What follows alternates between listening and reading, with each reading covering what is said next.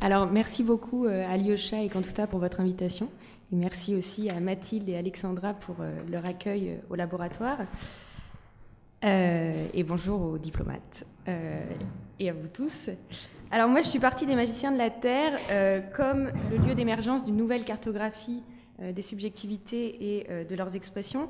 Et j'ai eu envie de faire un peu un pas de côté et aussi m'extraire un peu de mon champ de recherche pour considérer une histoire qui a permis ou qui a facilité l'émergence de ce nouveau paysage et dont on n'a pas beaucoup parlé jusqu'ici, qui est celle des mouvements féministes.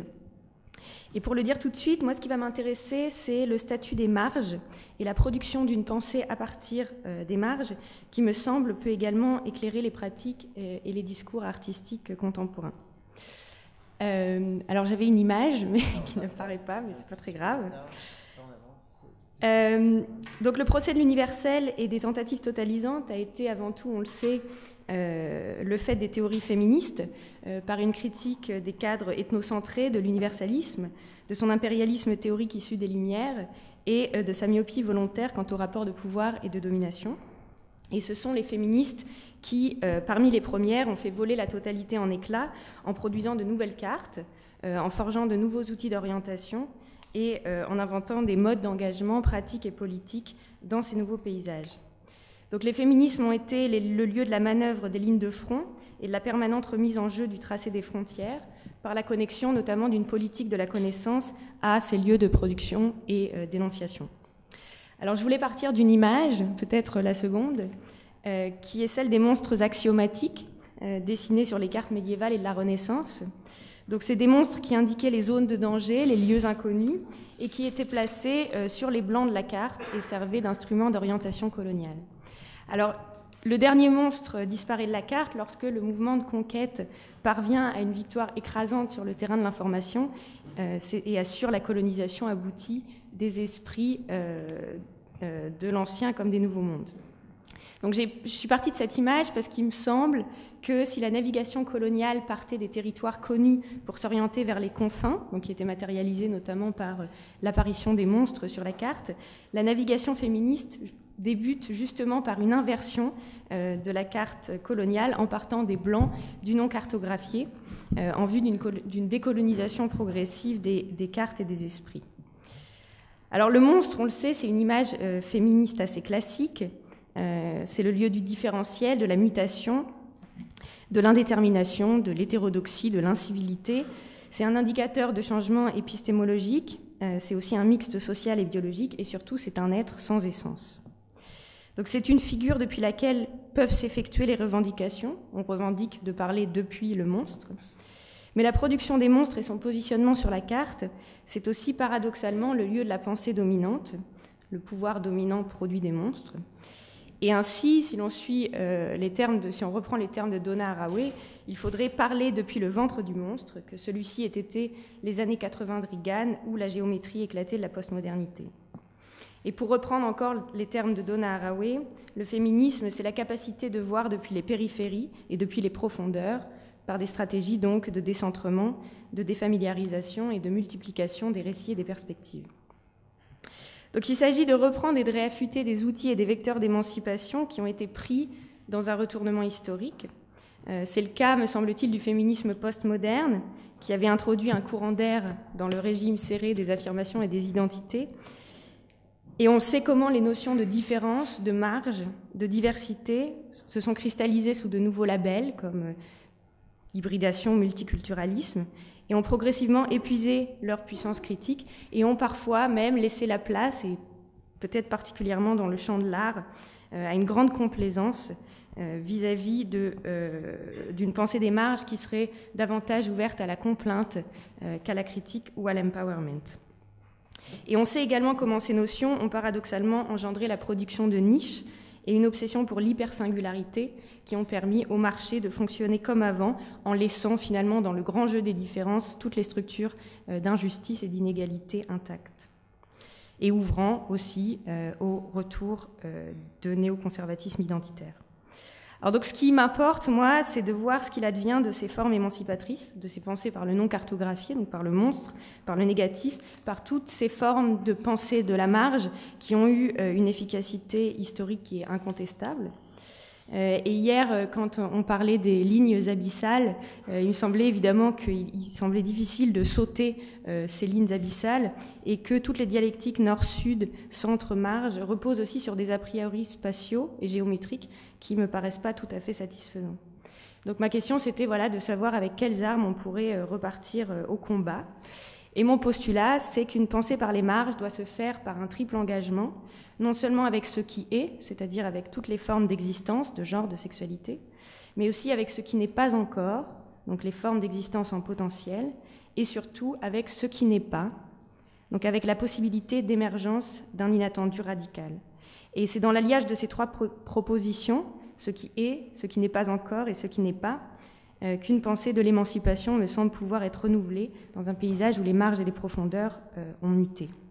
Donc c'est pour ça que j'ai proposé l'esquisse d'une tératologie, donc une science des monstres, féministe et cognitive. Donc il est toujours un peu douloureux de rejouer le jeu des partitions et des définitions, surtout avec des mouvements d'émancipation dont la qualité a été justement de tenter d'échapper à toute détermination identitaire et à toute définition fixe. Mais il me semble qu'il faut malgré tout, pour essayer d'y voir un peu plus clair, de façon peut-être un peu aussi naïve, mais d'essayer d'en extraire, pour en extraire tous les échecs et tous les possibles, de jouer quand même ce jeu-là. Donc je vais essayer d'être très brève et par souci de clarté, peut-être au risque de la caricature, je vais présenter plusieurs images d'Épinal. Il est très saillant de trois positions et de deux orientations. Donc je vais commencer par les critiques de l'œil cannibale de la raison, qui ont été faites à la fois par l'écoféminisme et par le constructionnisme d'Haraway et de Latour, avant de m'intéresser aux technomonstres cyberféministes et transhumanistes. Et je terminerai par quelques notes et deux propositions en vue d'un féminisme ouvert aux marges de l'Anthropocène. Donc il va s'agir de trois modes d'engagement avec les marges. Alors pour commencer avec l'écoféminisme, donc la définition de la nature, c'est évidemment un point d'articulation de combat et de dissension majeur au sein des pensées féministes. L'obsession des années 70-80 pour la femme et le fœtus semble aujourd'hui réapparaître sous la forme renouvelée de lois anti-avortement et aussi dans une nouvelle eschatologie écologique, celle de l'horizon des extinctions, l'extinction de l'espèce humaine et puis l'extinction de la Terre elle-même. Et donc les pensées écologiques qui ont émergé à la fin des années 60 ont influencé la production de nouveaux liens entre des questions de femmes et nature, jusqu'à l'éclosion dans les années 80 des théories écoféministes qui connectaient directement l'oppression des femmes et l'exploitation de la nature. Donc d'un côté, un versant, disons, spiritualiste, dont l'égérie serait la sorcière autoproclamée néo-païenne Starhawk, et de l'autre, une branche matérialiste et attentive à la condition néolibérale qui a été mise en valeur par des gens comme Vandana Shiva ou Maria Mies. Et donc l'écoféminisme, il me semble, ou bien donc féminise la nature, ou bien naturalise la femme. Et son orientation la plus spiritualiste ouvre un champ de relations privilégiées entre femme et nature, en postulant d'un côté des qualités, un partage entre des qualités féminines, vulnérabilité, soins, reproduction, et des qualités masculines, force, abstraction, exploitation. Et la reprise de Gaïa comme figure de la Terre, à la suite de l'hypothèse Gaïa qui avait été formulée par James Lovelock, et qui définissait la Terre comme un système complexe et autorégulé qui maintient des conditions optimales de vie, réactive le mythe d'une Terre vivante et animée. Alors bien sûr, Gaïa chez Lovelock, c'est qu'une métaphore, dit-il, qu'une métaphore didactique et employée à des fins de vulgarisation, mais on le sait, tout processus de nomination est fondamental quand il s'agit d'induire des modes de pensée et des modes d'action. Et le retour de Gaïa, en dehors de sa reprise New Age, nomme une écologie vitaliste et transcendantale, qui propose dès lors, même si elle s'en défend, une double reterritorialisation à la fois de la femme et de la terre, et donc limite par là même singulièrement la sphère de l'action des femmes. Donc Gaïa, ce serait l'irruption de forces qui seraient des forces non conceptuelles et qui porteraient une vérité qui ne pourrait être atteinte par le mouvement de la raison. Donc le point commun entre ces différentes variantes écoféministes tient dans leur critique rétroactive de la violence qui avait été produite par la raison réductionniste, ethnocentrée et masculiniste des Lumières, et leur ouverture à des pratiques et des modes d'orientation non conceptuels. Ce qui m'intéresse, donc, c'est cette orientation qui est aussi plus globalement partagée par l'essentialisme féministe, écoféministe, mais également par un constructionnisme postmoderne, d'une pensée féministe qui se produit par les marges de la raison lumineuse et coloniale. Alors, une deuxième position, mais qui procède de la même orientation, me semble-t-il, c'est celle des savoirs situés, des théories du point de vue, qui ont été, donc cette idée de la localisation de la connaissance et de, on va dire, son enracinement, qui a été popularisée par des gens comme Sandra Harding ou Donna Haraway, et qui se sont érigés contre l'œil de la raison, ou comme le nomme Haraway, elle dit « This eye fucks the world to make technomonsters ». Donc il s'agit de s'ériger contre un certain type de raison qui, par des moyens de coupe, de catégorisation et de distribution de notre connaissance du monde, aurait provoqué la panique écologique et la panique épistémologique dans laquelle nous nous trouvons. Donc cette critique de l'œil cannibale masculiniste lie la raison à ses autres monstrueux, le militarisme, le colonialisme, le capitalisme et la suprématie masculine. C'est ce que Donna Haraway nomme dans les années 80 le paradigme Star Wars, donc la guerre des étoiles reaganienne, le paradigme Star Wars de la connaissance rationnelle. Et donc ce serait ce paradigme qui serait déjà présent à la naissance des outils de raison moderne. Donc ce qui est problématisé, c'est chez Haraway l'inadéquation des outils d'orientation au terrain qu'ils explorent et modèlent.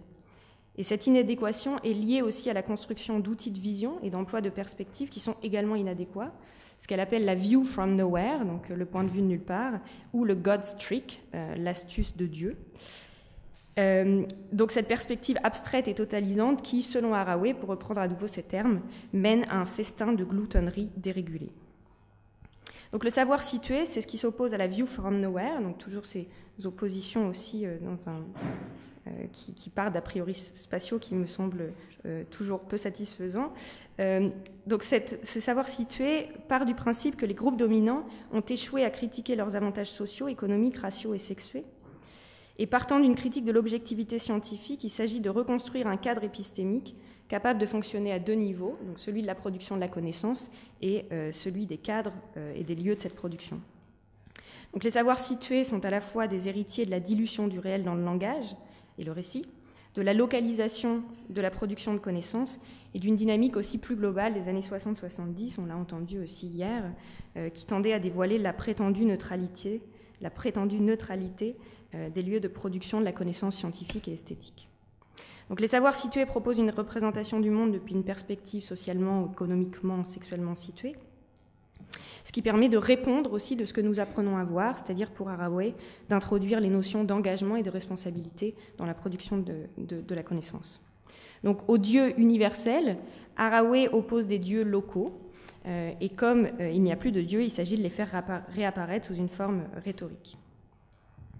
Donc avec les savoirs situés, donc l'enracinement des objectivités, c'est accompagné de l'émergence d'un nouvel espace connecté, le réseau, et d'une horizontalisation de la pensée. Donc le constat porté par les pensées féministes et les théories postcoloniales, questionnant la nature du pouvoir et sa gouvernance, l'importance donnée aux contingences historiques et sociales, ainsi que son alliage avec certaines nouvelles technologies, a fait émerger ce qu'on a pu nommer une pensée horizontale. Et c'est ce que Alexander Galloway nomme, dans la critique percutante qui fait du travail de Bruno Latour, l'erreur réticulaire, de reticular fallacy. Et cette pensée horizontale qui émerge dans les années 90 part, selon Galloway, de plusieurs postulats. Si le pouvoir implique une verticalité dogmatique, alors il faudrait penser horizontalement. Si les formes de contrôle et de gouvernance se sont diluées et fluidifiées dans les institutions et dans les sujets, alors il faudrait des stratégies ponctuelles, singulières et locales de résistance. Et ce nouveau type d'espace et de connexité qui apparaît, c'est donc le rhizome popularisé par Deleuze et le réseau chez Bruno Latour, le réseau qui est chez Latour l'espace dans lequel se déploie son ontologie des relations.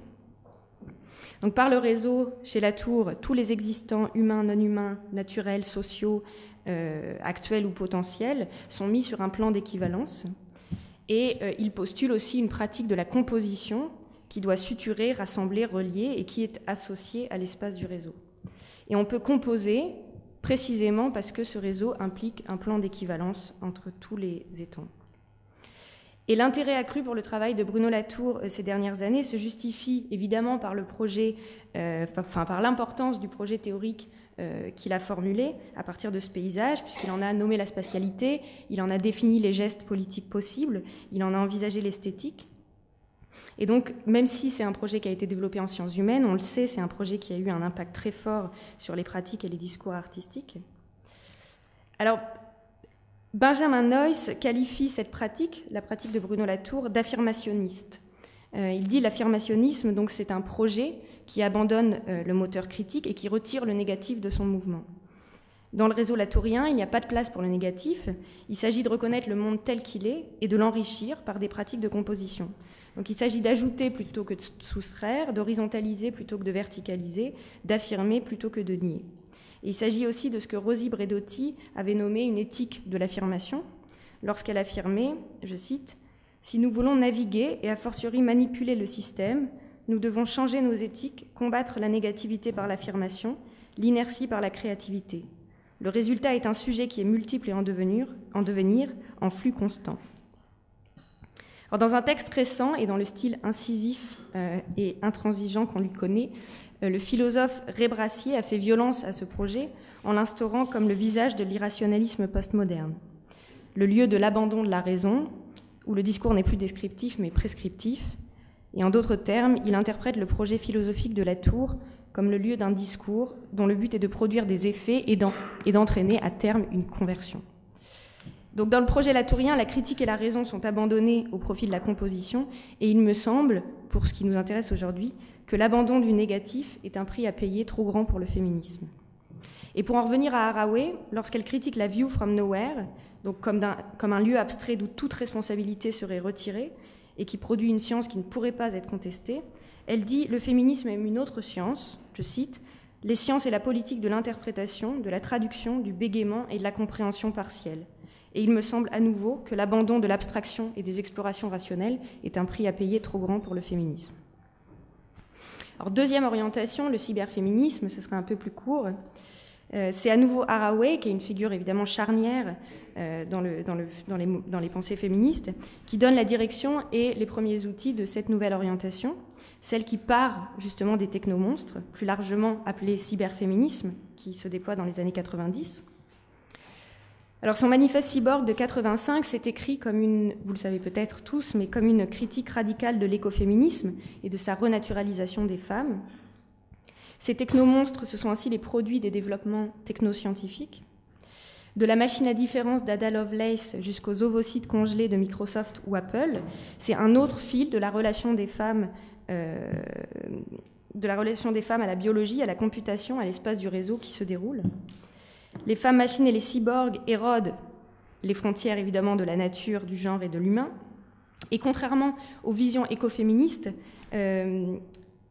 les technologies ne sont plus vues, donc, comme chez les écoféministes, comme participant à la superstructure patriarcale, mais les technologies de reproduction sont vues comme des instruments de libération et d'érosion des rôles biologiques, psychologiques et sociaux du genre. Donc c'est le cas du cyborg d'Haraway, mais c'est aussi le cas du manifeste de Shulamit Firestone, The Dialectics of Sex. Donc c'est aussi un moment où les systèmes de reproduction vont se révéler totalement externalisés.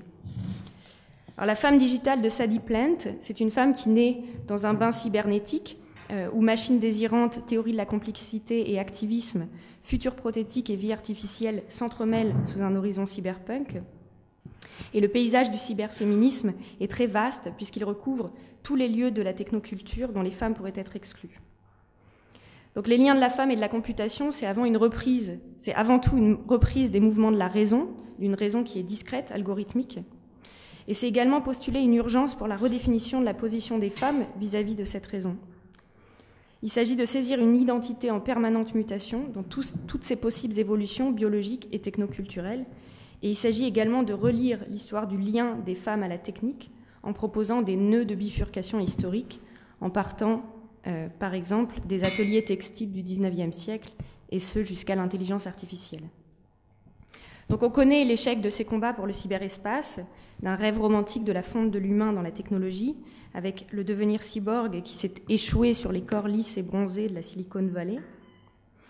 Et comme le formule Nina Power dans La femme unidimensionnelle, il y a une coïncidence hautement problématique entre une prétendue libération des femmes et un consumérisme décomplexé qui s'effectue en plein vide, en plein désert politique et au cœur de l'effondrement écologique. Cependant, donc, ce positionnement vis-à-vis de la raison, par la perpétuation d'une rationalité discrète et algorithmique, d'un post-genre machine, ouvre finalement à l'extension du même monde augmenté. Donc l'algorithme, la raison discrète, c'est l'itération infinie de signes sans sens qui varient et qui permet des transformations, des variations, des émergences, mais qui n'ouvre pas réellement à la possibilité de l'événement, c'est-à-dire à la possibilité d'une émancipation réelle. Donc le cyberféminisme propose une extension de l'espace de la raison algorithmique, une extension prothétique des corps, des sexualités et des genres. Donc ces trois orientations, écoféminisme, théorie du point de vue et cyberféminisme, dont j'ai évidemment pu qu'esquisser de grandes lignes, proposent deux types d'engagements opposés vis-à-vis de la raison, ou en tout cas qu'on pourrait schématiser comme tel. Dans le premier cas, la raison est disqualifiée compte tenu de son inadéquation à l'espace. Dans le second cas, il s'agit d'une raison étendue qui reproduit le même espace.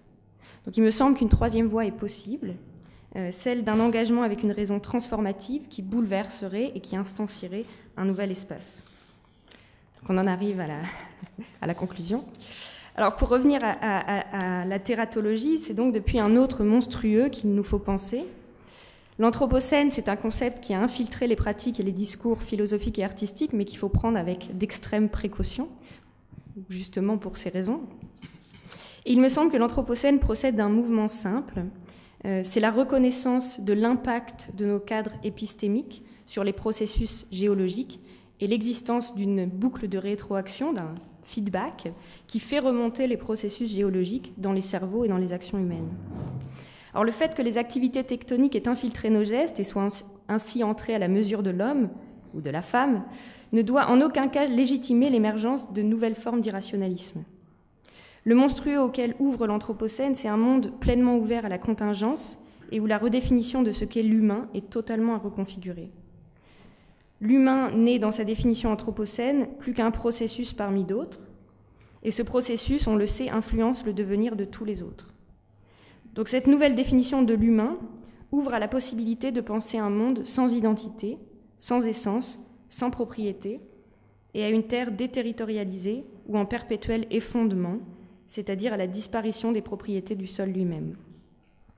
Donc prendre pleinement en compte les conséquences de l'anthropocène, c'est ouvrir la nature et l'humain à une révision définitionnelle permanente. Et la marge ouverte par l'anthropocène, c'est plus comme ce qu'on a pu voir dans les deux orientations précédentes, c'est-à-dire c'est plus la fluctuation des différences des bords normatifs de l'humain, mais c'est la marge de ce qui est même humain. Et comme il s'agit donc d'ouvrir à des propositions, en voici deux qui sont des propositions très larges, mais qui pourraient, me semble-t-il, permettre un engagement féministe avec cette nouvelle marche que nous amène l'anthropocène. Alors la première proposition, donc si les pensées fortes, queer et féministes peuvent devenir celles qui spéculent et agissent depuis ce qui n'est pas, et ouvrir à des territoires de possibles, il est urgent de réintroduire une négativité sauvage dans la pensée, pour s'engager raisonnablement avec le monde. Le féminisme doit s'ouvrir à deux mouvements, l'impropriété des êtres, donc classiquement deleuzien, au sens où l'on ne pense plus depuis, pour reprendre les termes de Badiou, parce qu'il faut un peu queeriser Badiou, donc on ne pense plus depuis l'intérieur supposé d'une féminitude, mais depuis le point d'inflexion où s'enchevêtre le devenir femme de l'homme ou le devenir homme de la femme. Il s'agit donc de détacher l'être sexuel de ses soi-disant propriétés. Et cette impropriété des êtres doit se superposer à un second mouvement, à la déterritorialisation de la terre elle-même, c'est-à-dire faire que le sol de l'impropriété ne soit pas lui-même essentialisé ou replié sur des propriétés. Donc il s'agirait d'un fond qui continuellement s'effondre. Donc ce féminisme ne se consacre pas à la sauvegarde de l'humain, mais s'ouvre au travail de l'inhumain en nous. Le féminisme doit abandonner tout projet conservateur, tout projet de préservation identitaire, pour s'ouvrir à sa propre plasticité et à ses capacités renouvelées d'émancipation. Il s'agit donc d'une pensée féministe non conservatrice, non réactionnaire et tournée vers le futur. Et une pensée proprement non conservatrice, c'est bien une pensée me semble-t-il, qui ne se réduit pas à une situation, à sa situation, mais s'ouvre à ce qu'elle n'est pas. Si la transformation travaille avec ce qui n'est pas encore, l'émancipation travaille avec ce qui n'est pas, c'est même le moteur de son mouvement. Seconde proposition, les femmes sont des agents rationnels. Alors un certain type de raison coloniale, réductionniste, transcendantale doit être disqualifié. En revanche, la raison dans sa définition large, en tant que conduite conceptuelle, doit être reprise et détachée de ses instanciations historiques et de ses liens avec la violence économique et coloniale. La raison n'est pas un bloc monolithique, mais il faut la penser comme une raison pragmatiste. Ce serait une pratique collective ouverte à la révision et capable d'autocorrection. Donc c'est même la condition de l'ouverture au possible. La raison peut être pensée comme un espace de navigation conceptuelle, et dans cet espace, penser et faire sont liés, et le sujet s'engage dans le monde en le transformant. Voilà, donc il me semble, et ce serait ma proposition, que c'est au prix de ces nouveaux terrains d'investigation, donc la réintroduction d'un négatif radical et un réengagement avec une raison renouvelée, que le site féministe pourra devenir le lieu d'une pensée non conservatrice, d'engagement avec les possibles, et retrouver le cœur de son projet, c'est-à-dire l'instauration d'une méthode de pensée par la marge et d'une philosophie de combat qui travaille à l'instauration de vecteurs d'émancipation. Et pour en revenir une dernière fois à la tératologie, donc le monstrueux ne doit plus être conçu comme l'autre de la raison, pas plus que comme son produit accidentel, mais il s'agit bien de penser depuis une raison monstre, c'est-à-dire un lieu ouvert à et engagé avec toutes les impropriétés et tous les effondrements. Alors voilà, donc c'était quelques notes extrêmement rapides et puis très pour un chantier qui pourrait éventuellement s'entreprendre et qui pourrait se faire à ce moment-là que collectivement, qui a été ouvert par le renouveau du rationalisme en philosophie contemporaine et sur le terrain féministe par une femme, Luca Fraser, qui est venue parler d'ailleurs ici même, qui travaille à la définition de ce qu'elle appelle un xénoféminisme et qu'elle travaille au cœur d'un collectif qui est nommé Laboria Cubonix, où elle propose d'envisager les modalités d'une émancipation de l'intelligence en ligne avec le projet des Lumières et à travers une reprise de la dialectique du féminisme radical de Shulamit Firestone. Voilà, donc c'est un grand projet, il y aurait aussi beaucoup d'autres noms à citer, mais les dettes sont bien trop grandes. Voilà, merci beaucoup.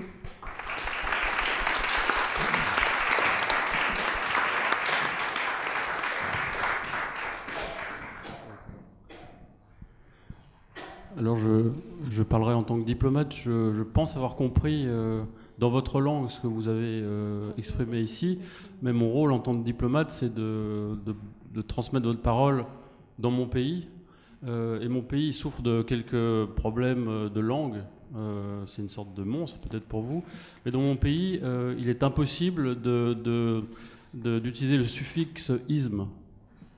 Et j'ai vu que vous avez parlé de masculinisme, de militarisme, d'affirmationnisme, d'essentialisme, de postmodernisme, de vitalisme, de féminisme, de néocolonialisme, de néolibéralisme, de matérialisme et d'irrationalisme. Or, donc je comprends ce que ça veut dire, mais chez moi, ce sera extrêmement dur à traduire. Donc la question que j'ai, c'est comment traduire ces mots et donc votre pensée dans mon pays. L'autre problème qu'a la langue de mon pays, c'est que le terme de logis n'existe pas non plus. Donc tératologie, écologie, c'est intraduisible. Et le problème que j'aurais, c'est de faire un rapport, puisque je suis là pour faire des rapports malgré tout.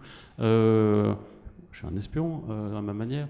Donc j'aurais un peu du mal à leur transmettre ça, à leur traduire ça, même si je comprends très bien ce que vous avez voulu dire. L'autre problème qu'il y a dans ma langue, c'est que si je reprends votre triple engagement en faveur de ce qui est, ce qui n'est pas encore et ce qui n'est pas, le pas encore dans ma langue, il peut se traduire de plusieurs manières. Et donc j'aimerais peut-être vous entendre là-dessus. Pas encore, dans mon pays, ça peut être bientôt, demain par exemple. Ça peut être un jour, ça peut être jamais, ça restera pas encore, disons indéfiniment, et ça peut être aussi peu importe. Et là, disons, si je reviens dans votre langue, on pourrait dire que le pas encore, il peut être sous forme de projet qui est en train de s'actualiser, ça peut être sous forme d'une idée régulatrice ou d'un inconditionnel, à la manière de Derrida, etc. Ça peut être aussi une simple utopie dont on comprend comme cap. Et donc j'aimerais peut-être vous entendre sur ce point-là pour que je sache comment traduire ça quand j'entrerai chez moi. Alors, je comprends en effet les problèmes de traduction, beaucoup de ismes et beaucoup de logis.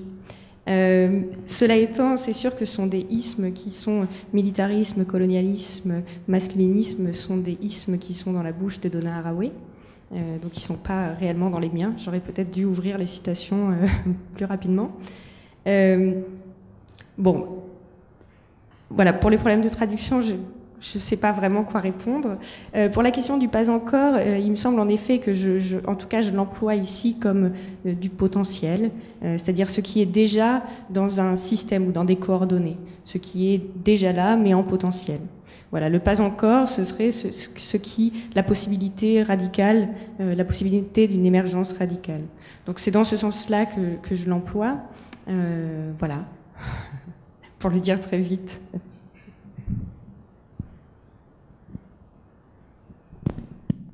Moi, j'ai un problème. Je ne sais pas très bien comment l'exprimer en termes diplomatiques, en vérité. C'est-à-dire que j'ai un problème avec, et je m'inclus dedans, avec le fait que j'ai l'impression qu'on est complètement bloqué dans une épistémologie, en quelque sorte, dans des problématiques et dans des langages qui sont ceux des années 60-70. Et je trouve qu'on reste pris dans des binômes. Je pensais territorialité, déterritorialisation, les rhizomes, les flux, etc., etc. Qu'on a fait en réalité que renforcer en prétendant les dépasser. Et je me demande si on ne devrait pas essayer d'essayer de penser d'autres problèmes. Parce que même le problème de l'anthropocène en tant que tel, il me semble que c'est juste un prétexte pour à nouveau rejouer en fait ce qu'on a déjà joué avec d'autres acteurs sur d'autres terrains depuis 30 ou 40 ans.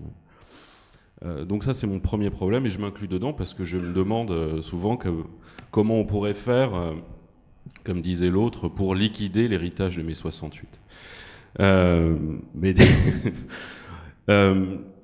L'autre problème que j'ai, c'est que, et il est corrélatif en fait au premier, c'est que j'ai l'impression que finalement on parle de féminisme, mais on pourrait parler de tout à fait autre chose, parce que je me demande de quoi on parle en fait, ou qu'est-ce que vous désignez quand vous parlez de féminisme. Quel est le champ que ça désigne, quel est l'objet que ça désigne. Parce que quand vous dites que finalement le féminisme, ce serait une sorte de projet épistémologique, ça me choque un petit peu, parce que pour moi, le féminisme, c'est pas une question de... oui, ça peut être une question de penser par la marge, ça peut être une question de comment est-ce qu'on va essayer de penser, ou de faire ressortir tout l'implicite masculin, etc., des discours dominants. Oui, je suis d'accord, des approches, par exemple des approches médicales. Mais donc ça, pour moi, le féminisme, ça me renvoie, et la question féministe, ça me renvoie à des questions qui sont extrêmement concrètes. Vous citiez Nina Power, et que fait Nina Power, sinon précisément s'intéresser, et même Shulamit Firestone, sinon précisément travailler sur des questions, ou Selma James, dans son premier travail, aujourd'hui elle est un peu délirante, mais disons dans le travail de militante qu'elle fait depuis les années 60 et ses textes des années 80, disons le féminisme c'est quand même une question d'égalité. C'est une question concrète.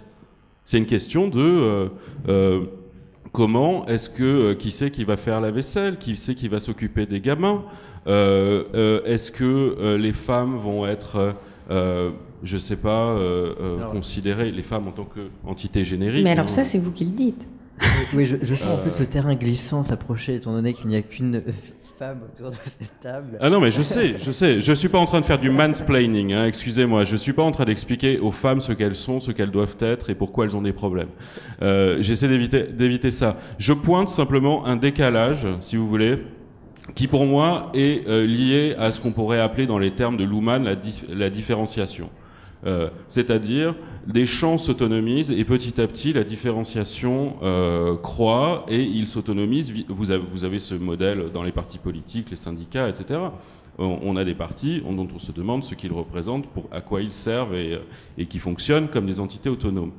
Moi, mon problème, et je prends le cas du féminisme ici, mon problème, c'est que j'ai l'impression qu'il y a une autonomisation théorique par rapport à ce pourquoi, initialement, la théorie était mobilisée. Et je ne fais pas ça pour vous critiquer, vous. Je pointe simplement une orientation que je repère depuis très longtemps, dans laquelle je m'inclus également, et voilà. Donc, voilà. Pardon pour le manque de diplomatie. Non, au contraire. Moi, comme je sais qu'on n'a pas de temps, je vais pas vraiment répondre à ces points-là. Je trouvais ça important de mettre ça sur la table et le mettre dans les mains des diplomates. Simplement, juste 2 points. Évidemment, l'anthropocène, c'est une notion qui est extrêmement glissante et qui a été reprise, et notamment dans sa reprise par Bruno Latour, a été, me semble-t-il, beaucoup appauvrie dans les possibles que cette notion porte. Et donc, peut-être que c'était pas très clair, mais il me semble que justement, c'est une redéfinition aussi d'un certain type d'espace, d'un certain rapport à la géométrie, qui pourrait passer par une reprise des mathématiques des années 60 et de la théorie des topos, et toutes ces tentatives-là, pour ouvrir aussi à d'autres types d'espaces dans lesquels produire de nouveaux types de gestes. Pour le dire, voilà. Et puis ensuite, en ce qui concerne l'autonomisation du féminisme, il me semble pas que le féminisme c'est sûr qu'il y a eu des inscriptions extrêmement pratiques, il y a eu des féminismes autonomistes, égalitariennes, différents types de féminisme, et que c'est pas simplement décider qui décide à la maison. Mais il me semble justement que les tentatives faites par Luca Fraser de constitution d'un xénoféminisme, c'est-à-dire aussi d'un féminisme raisonné et d'un rapport à la libération de l'intelligence, me paraissent aussi des questions qui finalement pourraient être des questions féministes. Voilà, c'est tout le jeu. En tout cas, par rapport au débat qu'on essayait de poser hier, il me semble que l'intervention d'Ida était assez passionnante, en tout cas dans la façon dont la notion d'anthropocène en France est apparue comme étant un retour du métarécit, un retour de la notion d'un certain universel, quand bien même il n'y a pas d'universel universel, et ce sera l'intervention de Jean-Claude Moineau en début d'après-midi. Mais ce qui, en tout cas, moi, m'intéresse beaucoup dans l'intervention d'Ida, c'est qu'il n'est pas possible, en fait, d'approcher cette notion d'anthropocène sans les apports des études, du projet épistémologique féministe, des études autour des savoirs situés, etc. Et ce qui rejoint aussi, il me semble, un des ouvrages dont tu as été éditeur, en fait, sur un autre terrain, en fait, qui était celui de Rasmik Koshegan, et qui avait pu montrer précisément combien la question écologique n'était pas du tout égale pour tous, enfin, pour le dire très simplement.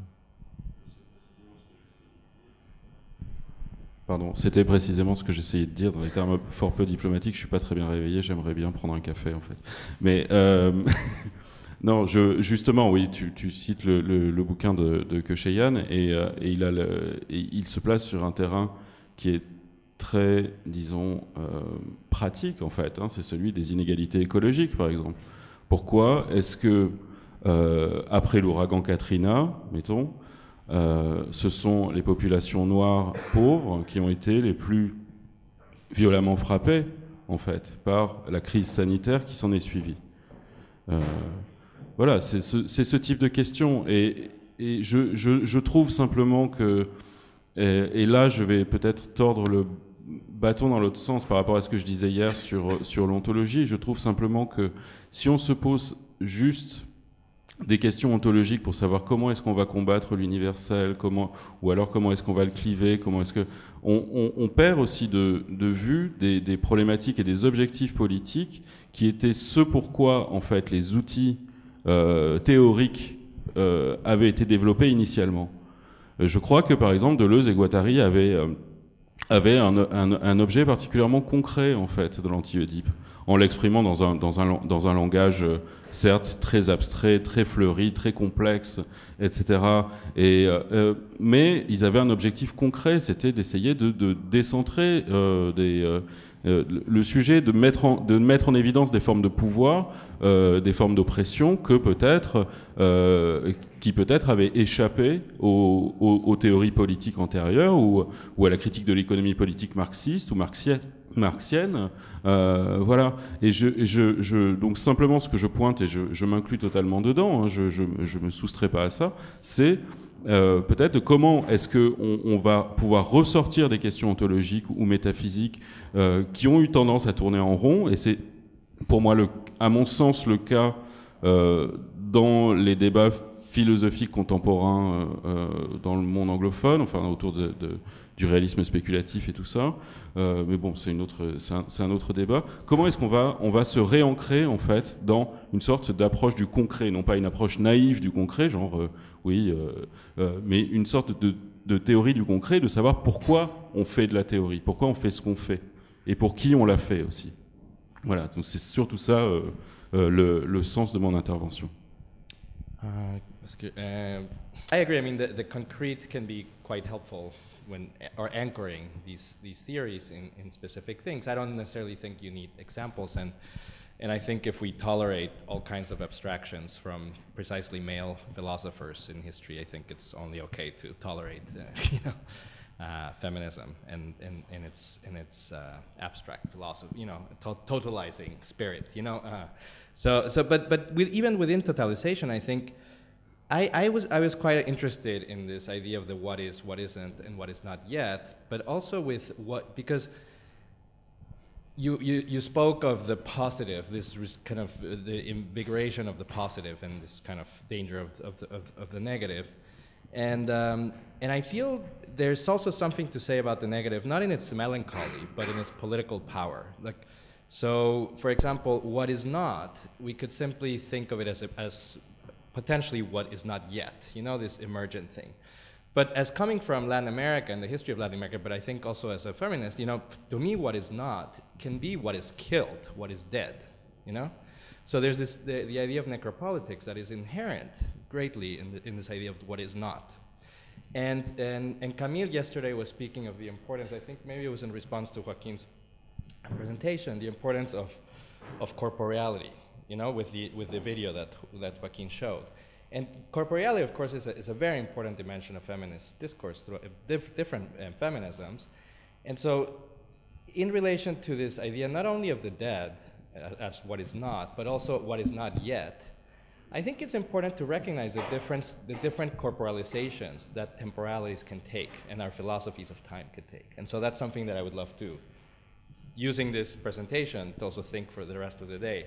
So this is an example we often give in decolonial thought of because it's so clear and radical, of how Aymara, like probably many of you know, that in Aymara, the future is not to the front. In most Western conceptions, whether it's French, English, or Spanish, the future is in front of us. That's what is not yet is there.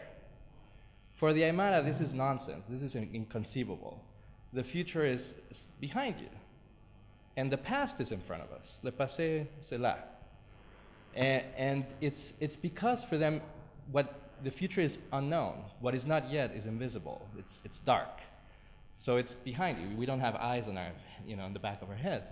So once you think of it like that, it's logical. It's rational. But of course, rational doesn't always go one way. And so I would love to hear more from you, about the corporeality of some of the theories. That's why I use that specific example of the Aymara. Because it's still abstraction, it's language, but it's a language construct that is incredibly corporeal.